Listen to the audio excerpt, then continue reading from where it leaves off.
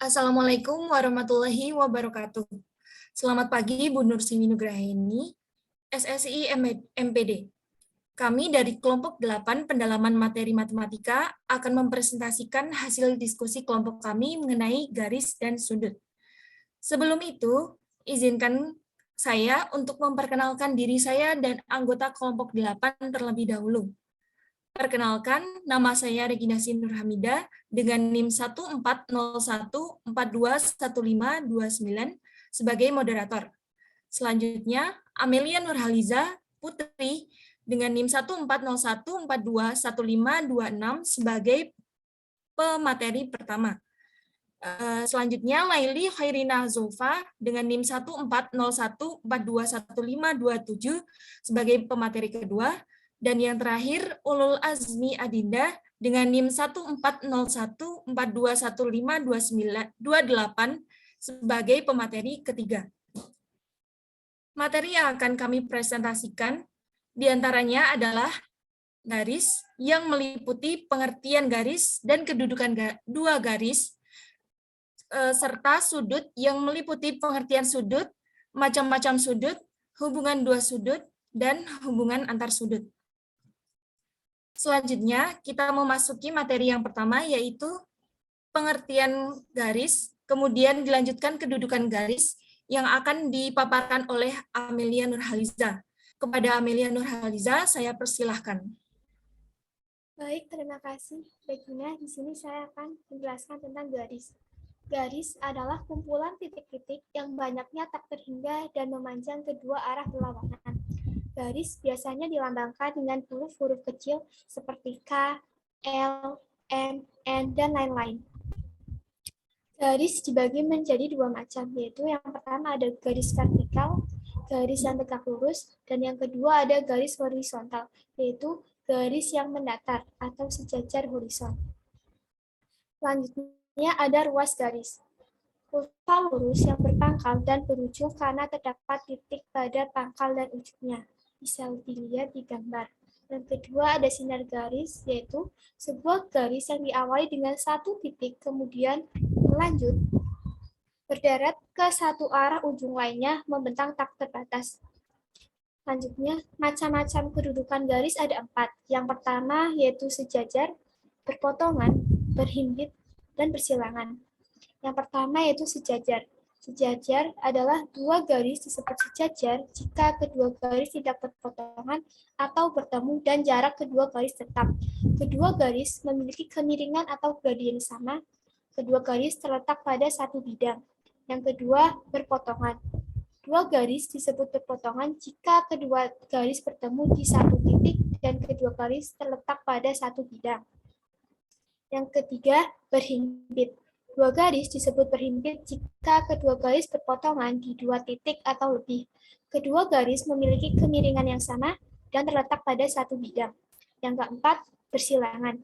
Dua garis disebut bersilangan jika kedua garis tidak sejajar dan tidak berpotongan dan kedua garis terletak pada bidang yang berbeda. Baik, sekian dari saya. Selanjutnya saya kembalikan ke Regina. Terima kasih atas pemaparannya. Materi selanjutnya yaitu pengertian sudut dan macam-macam sudut akan dipaparkan oleh Laili. Kepada Laili, saya persilahkan. Baik, terima kasih Regina. Materi yang selanjutnya yaitu pengertian sudut. Sudut adalah dua buah garis sinar yang membentuk suatu daerah karena titik pangkalnya saling berhimpit atau bersekutu. Sudut biasa dilambangkan dengan 0, dengan O. Macam-macam sudut. Yang pertama ada sudut lancip, yang kedua ada sudut lurus, yang ketiga ada sudut tumpul, yang keempat ada sudut siku-siku, dan yang kelima ada sudut refleks. Sudut lancip. Sudut lancip merupakan jenis sudut dengan besar sudut antara 0 derajat sampai 90 derajat atau kurang dari 90 derajat. Yang kedua, sudut tumpul. Sudut tumpul merupakan sudut yang besar sudutnya antara 90 derajat hingga kurang dari 180 derajat atau 90 derajat atau X lebih dari 90 derajat kurang dari 180 derajat. Yang ketiga, sudut siku-siku. Sudut siku-siku merupakan sudut yang memiliki besar sudut tepat 90 derajat. Yang keempat adalah sudut lurus. Sudut lurus merupakan sudut yang besarnya 180 derajat. Yang kelima, sudut refleks. Sudut refleks merupakan sudut yang besar sudutnya antara 180 derajat hingga kurang dari 360 derajat. Atau X lebih dari 180 derajat kurang dari 360 derajat. Demikian yang dapat saya sampaikan. Selanjutnya saya kembalikan kepada Regina. Baik, terima kasih atas pemaparannya, Laili. Kemudian materi berikutnya yaitu hubungan dua sudut dan hubungan antar sudut akan dipaparkan oleh Ulul Azmi Adinda. Kepada Adinda, saya persilakan. Terima kasih Regina. Di sini saya akan menjelaskan mengenai hubungan dua sudut. Hubungan dua sudut dibagi menjadi 3 bagian, yaitu sudut berpelurus, sudut yang saling berpenyiku, sudut yang saling bertolak belakang. Next. Sudut berpelurus atau bersuplemen. Sudut berpelurus sudutnya adalah 180 derajat. Jadi, garis lurus dari titik A ke titik B dengan membentuk sudut AOB besarnya ialah 180 derajat. Yang kedua yaitu sudut yang saling berpenyiku atau berkomplement. Sudut berpenyiku jika kedua sudut dijumlahkan hasilnya adalah 90 derajat. Dua sudut dikatakan berpenyiku jika jumlah sudutnya yaitu 90 derajat. 3. Sudut yang saling bertolak belakang. Sudut saling bertolak belakang adalah dua sudut yang sama besar. Kemudian hubungan antar sudut. Sudut-sudut sehadap. Sudut sehadap adalah sudut-sudut yang saling berhadapan. Contohnya seperti sudut A4 dan sudut B4. Disebut sudut-sudut sehadap. Pasangan sudut-sudut sehadap, sudut A1 dan sudut B1, sudut A2 dan sudut B2, dan sudut A3 dengan sudut B3. Yang kedua yaitu sudut-sudut dalam berseberangan. Sudut berseberangan ialah sudut A3 dan sudut B1 karena terletak berseberangan yang dibatasi garis M dan berada di bagian dalam antara garis K dan L. Contoh sudut berseberangan yaitu sudut A2 dan sudut B4, sudut A3 dan sudut B1. Yang ketiga yaitu sudut-sudut luar berseberangan. Sudut berseberangan yaitu terletak berseberangan yang dibatasi garis M dan berada di bagian luar garis K dan L. Contohnya yaitu sudut A1 dan sudut B2, sudut A4 dan sudut B2. Kemudian yang keempat yaitu sudut-sudut dalam sepihak. Sudut sepihak yaitu bagian garis M dan berada di bagian dalam antara garis K dan L. Contohnya, sudut A1 dan sudut B3, sudut A2 dan sudut B1, karena terletak pada pihak yang sama. Yang kelima yaitu sudut-sudut luar sepihak.